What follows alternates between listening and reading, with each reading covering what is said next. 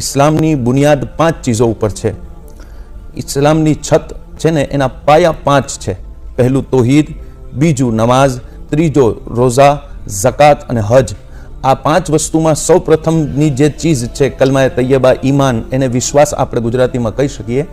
તો વિશ્વાસ તો એ એક દિલની લાગણી છે અને પછી જે આવે છે એ નમાઝ છે જે દરેક મુસલમાન ઉપર ફરજ છે અને પછી છે એ રોઝા છે। એ વર્ષમાં એક વખત દરેક મુસલમાન માહે રમઝાનના આખા મહિનાની અંદર રોઝા રાખે।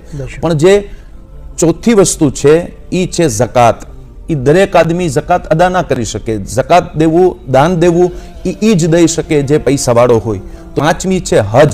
એ એટલે કિંમતી છે કે એની અંદર તમારું માલ પણ ખર્ચો થશે, પૈસા પણ ખર્ચો થશે અને તમારી ઉર્જા પણ ખર્ચ થશે।